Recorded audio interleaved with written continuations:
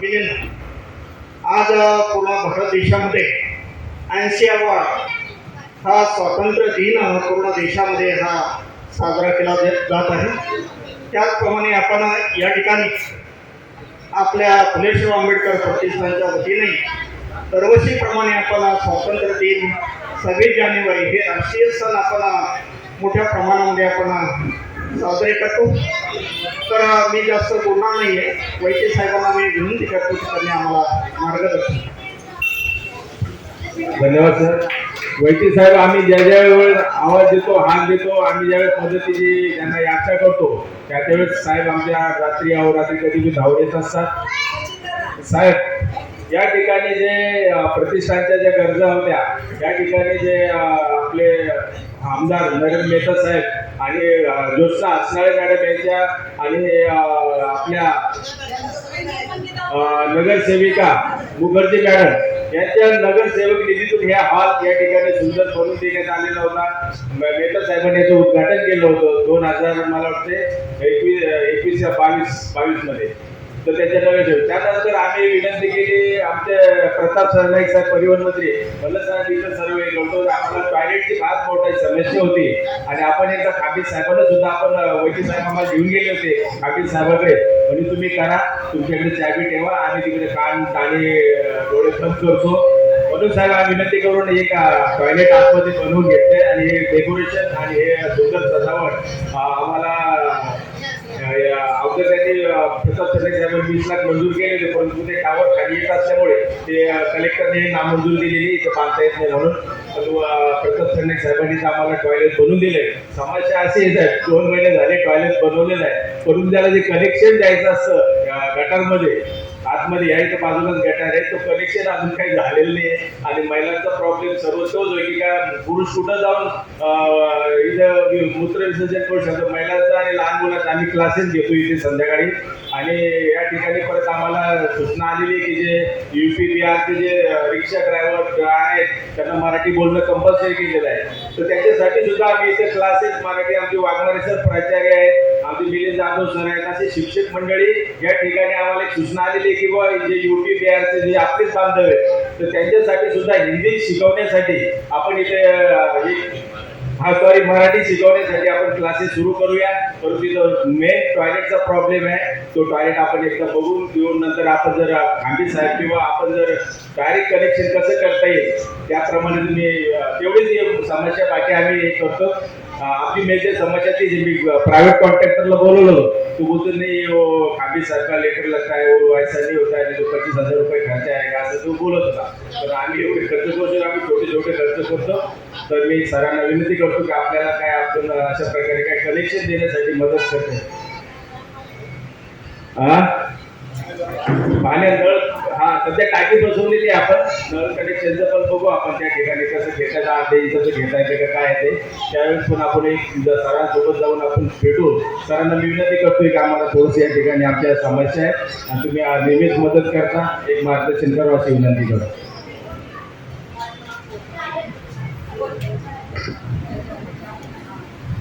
आज फुले शाहू आंबेडकर प्रतिष्ठान आणि माता सावित्रीबाई फुले महिला मंडळातर्फे 15 ऑगस्ट ध्वजारोहणाच्या कार्यक्रमाच्या निमित्ताने आपण इथे सगळेजण उपस्थित आहात। माझ्यासोबत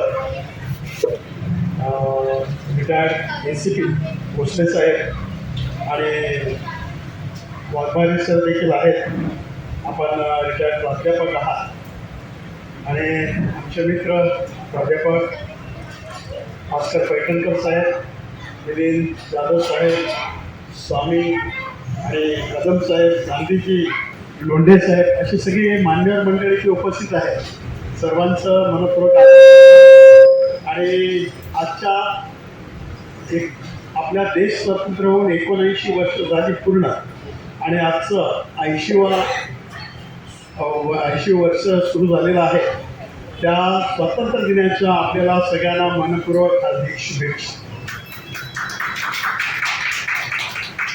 म्हणजे आपल्याला आता जेवढ्या सहजपणे आपण मुवमेंट करतोय, फिरतोय, एकमेकांशी संवाद साधतोय, रात्री अपरात्री कुठे येणं जाणं करतोय, आपला जन्म कुठे झाला, आपला गाव देश मुलूक, आपलं शिक्षण कुठे झालं, आपली नोकरी कुठे झाली, आपलं लग्न कुठे झालं, आपण राहतो कुठे, आपण रिटायर्ड कुठे झालो, हा सगळा जीवन प्रवास आपण इतक्या सहजतेने पार केला ना की आपल्याला फारशा तशा काही अडचणी आल्याच नाही. आपल्याला अडचणी काय आल्या, मला घर घ्यायचं आहे, विकत घ्यायचं आहे, मला नव्याने जागा घ्यायची आहे, मला ह्या वस्तू नव्याने घ्यायच्या आहेत, या अडचणी आपल्यासमोर आल्या, आपण ते सोडवल्या. ही परिस्थिती का निर्माण झाली तर 80 वर्षापूर्वी जो स्वतंत्रता संग्राम झाला, त्या संग्रामामध्ये मग त्याच्यामध्ये अगदी गांधीजींपासून ते पंडित जवाहरलाल नेहरू असतील, लोकमान्य टिळक साहेब असतील, आंबेडकर असतील, गोपाळकृष्ण गोखले साहेब असतील, स्वातंत्र्यवीर सावरकर साहेब असतील किंवा असे अनेक लोक, मग ते भगतसिंग, राजगुरू, चापेकर बंधू, अशा अनेक अनेक अनेक अनेक लोकांनी अक्षरशः म्हणजे चंद्रशेखर आझाद, असे अनेक म्हणजे असंख्य लाखो लोक आहेत ज्यांनी संघर्ष केला किंवा स्वतःच्या प्राणाचं बलिदान केलं. बलिदान करण्याच्या मागे भूमिका अशी होती की आज आम्ही पारतंत्र्यात आहोत. तेव्हा ब्रिटिशांचा एकच नाही असायचा, आपल्यासोबत देव मंदिरं असेल, मंदिराच्या निमित्ताने एकत्र असतो आपण, किंवा एखाद्या गावाची सभा असेल, किंवा एखाद्या नवीन सुधारणाबद्दल माहिती असेल, तेव्हा सार्वजनिक वृत्तपत्र वाचन केलं जायचं. तो वृत्तपत्र वाचन होत असेल त्या ठिकाणी ब्रिटिशांच्या विरोधात एक शब्द जरी बोलला गेला तर त्यावेळेला त्याला पकडून नेण्याची, त्याला जीवेठार मारण्याची, त्याला फासावर लटकवण्याची, अशा अनेक क्रूर पणा त्यावेळेला ब्रिटिशांनी केला आणि त्या जोखडातून बाहेर पडायचं अवघड काहीच नव्हतं. पण या 80 वर्षात आपण टप्प्याटप्प्याने प्रगती करत गेलो, म्हणून आपण आज जिथे आहोत सुरक्षित आहोत. तर त्या वीरपुत्रांना, त्या हुतात्म्यांना आज आपण आठवण केली पाहिजे, त्यांना आज आपण मनोमन प्रार्थना केली पाहिजे की ह्या पुण्यात्मांना पुन्हा पुन्हा जन्माला घाल, ईश्वराने यांना पुन्हा पुन्हा जन्म द्यावा. कारण त्यांनी रक्त सांडलं होतं, त्यांनी तेव्हा त्याचा संसार, आईबाप, शिक्षण काही बघितलं नाही.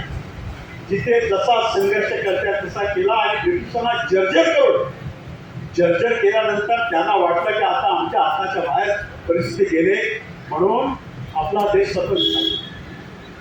मग आपला देश जो स्वतंत्र झाला तेवढाच होता, तर स्वतंत्र देशामध्ये देखील नंतर एक फाळणी झाली होती.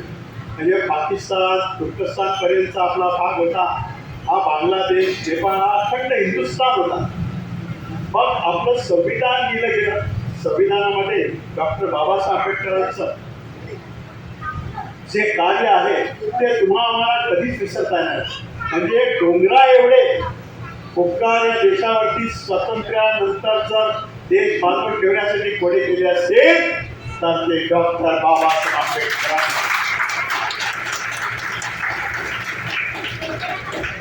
काय दिलं त्याने आपल्याला? वैचारिक स्वातंत्र्य. आपला विचार आपण कुठे मांडू शकतो, आपलं भाषण, आपलं स्पीच किंवा आपलं वक्तव्य हे कुठे आम्ही व्यक्त करू शकतो, आमच्या पूजा कुठेही करू शकतो, आमच्या श्रद्धा कुठेही आम्ही जपू शकतो, आमच्या भाषा कुठेही आम्ही बोलू शकतो. आज महाराष्ट्र, मुंबई हे अख्खा भारत देशामध्ये असं होतं की तिथे गेलेला माणूस प्रगती करेल म्हणून त्या देशाच्या कानाकोपऱ्यातून अनेक लोक आले. आपण मीराबाईंमध्ये तर असं आपण बहुभाषिक असल्यासारखेच आहोत. आणि पैठणकर साहेबांनी सांगितलं, एक आदरणीय मंत्री महोदय सरनाईक साहेबांनी मराठी निदान त्या रिक्षा टॅक्सी ड्रायव्हरना मराठी बोलता आलं पाहिजे. कारण माता भगिना सगळ्यात हिंदी बोलू शकत नाही आणि आपण हिंदी बोलायला लागलो तर आपली हिंदी थोडीशी मराठी मिश्रित हिंदी होतो. तर तो किमान पक्षी त्यांना तरी ती थोडी भाषा यायला पाहिजे. आणि या फुले शाहू आंबेडकर प्रतिष्ठानच्या वास्तूमध्ये पैठणकर साहेबांची माझी फार जुनी ओळख. ते होमगार्डचं काम करत असल्यापासून मला वाटते 90च्या दशकापासून आमच्या संबंध आहे, आमची मैत्री आहे. आणि त्याने कसं मनात ते स्वप्न ठेवलं की मला काहीतरी एक जागा बघायची. पाहिजे तर जेव्हा जागा उपलब्ध होत्या तेव्हा मला अक्कल नव्हती, अक्कल आली तेव्हा जागा संपल्या होत्या. मग त्याने ही जागा बरोबर अगदी तीक्ष्ण नजरेतून घेतली आणि ह्याच्यामध्ये हळूहळू येताना परंतु आपण काय काय करत होतो. हा कायदेशीररित्या आपण रस्त्यात आहोत. हा रस्ता जो आहे या रस्त्याच्या मधोमध आहोत. हा रस्ता 2017 पूर्वी निवडणुकीच्या आधी सातत्याने तो अडचणीचाच रस्ता असायचा किंवा तेव्हाचं वातावरण देखील थोडंसं आपल्याला पोषक नव्हतं. असं स्वतंत्रपणे आपण वागू शकत नव्हतो जे आज वागतो. परंतु आमचे महत्त्वाचे राहिले. इनफॅक्ट ह्या रस्त्याच्या मध्ये असलेल्या भागामध्ये हा हायपरटेन्शनचा एक पिलर आणि त्याच्या मागे तर या पिलरच्या मागे आम्ही घोडबंदर किल्ल्याची एक प्रतिकृती बनवावी अशी माझी एक विनंती होती महापालिकेला. त्याची ती प्रतिकृती बनवली परंतु त्या कॉन्ट्रॅक्टचा अभ्यास झाल्यामुळे ते अर्धवट काम राहिलं. त्यात आपण सुधारणा करून घेऊ आणि हा पुढचा जो हायपरटेन्शनचा पिलर आहे त्या ठिकाणी आपण जो पण सगळ्यात मोठं सर्कल बनवावं अशी संकल्पना मी महापालिकेसमोर ठेवलेली. परंतु मग कसं आहे राजकारणाच्या काही प्रतिष्ठेपायी ते पुढे मागे झालं का आणि आपण जो कारण जो बसवायला सांगितलेलं माझ्या निधीतून तर ते कॅन्सल केला आणि तिथे ते याची इतिहासामध्ये जे वीरपुरुष आहेत, जे महात्मे आहेत, जे मानव म्हणून जे गणले गेले अशा वीरपुत्रांचे फोटो तिथे किंवा त्यांच्या आधारभूमी तुकडे वगैरे लावले. आणि ह्या रस्त्याला येणाऱ्या काळामध्ये कॉन्क्रिटीकरण करण्याचा आमचा प्रयत्न आहे. आपण सांगितलेली समस्या सरळ आहे की याच्यापूर्वी आपल्याला सांगितलं की असं करता येणार नाही. ते करता येणार नाही सांगितल्यावर किंवा पैठणकर साहेबांचा जोश जरा वाढला आणि मला सांगितलं आपण यांची सगळी टीम महापालिकेत आम्ही CTVवर भेटलो आणि त्यांना सांगितलं. त्यांनी फक्त एवढंच सांगितलं मला साहेब ते चुकीचं आहे पण चांगल्या क्रिया चांगली कार्य तिथे होत असतील, विद्यार्थ्यांना शिक्षण देता येत असेल, नागरिकांना प्रशिक्षित करता येत असेल तर या ठिकाणी ही वास्तू असलेली बरी आम्ही तिथे दुर्लक्ष आणि मग जिथे जिथे गरज पडेल तिथे तिथे ज्याची मदत लागेल ती आपण सगळ्यांनी घेतली. एखाद्या चांगल्या कार्यामध्ये आपण कुठच्या पक्षाची किंवा कुठच्या व्यक्तीची मदत घेते महत्त्वाचं नाही. की मदत त्याला करायला लावणं हे काम तुम्ही करून घेतलं त्याबद्दल तुम्ही खरं तर अभिनंदनास पात्र आहात. आणि अशी रिटायर्ड लोकांची फौज आहे त्यांच्याकडे फार मोठा अनुभवाची शिदोरी आहे.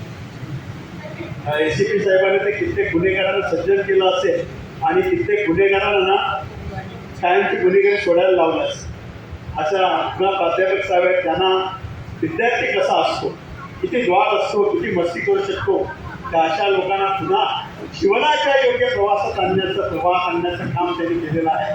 आपल्या बऱ्याच वगैरे रिटायर्ड लोकांना आपण इथे घेतलं हे एक ज्ञानपीठ आपण बघायला लागतो.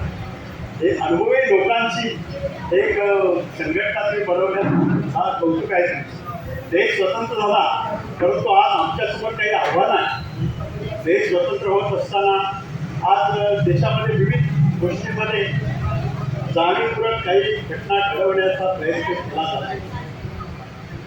भारत देश हा इकॉनॉमी आमची ती लाभ होती परंतु आज जगातल्या 226 देशांपैकी आम्ही या देशामध्ये जे नामवंत देश आहेत अमेरिका सगळ्यात पुढे, त्यांचा डॉलरची किंमत सगळ्यात मोठी, त्याच्यानंतर रूस, रशिया, चीन आणि मग जपान होता आर्थिक सक्षम. तर त्या जागेवरती आपण अग्रेसर झालो. आज 4थ्या क्रमांकाची आर्थिक महासत्ता भारत देश आहे. ही देशाची उपलब्धी आहे.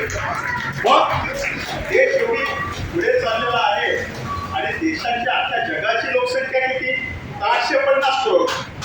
मग त्यातली 150 करोड भारताची आहे, 155 करोड चीनची आहे. मग हे दोनच मिळून 300 करोड होतात. मग जगातल्या सर्व देशांना हा धोका आहे.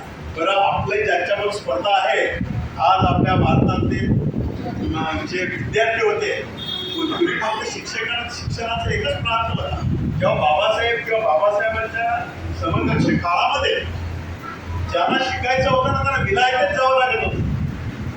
आज आपल्याकडे हा पहिला BSc BCom अशा फॅकल्टी होत्या. 400 क्षेत्रामध्ये आपण आपलं शैक्षणिक चेयर ले लो, हाँ ले लो, चेयर ले लो. क्रीडा ह्या प्रकाराला प्रचंड मोठं महत्व आहे.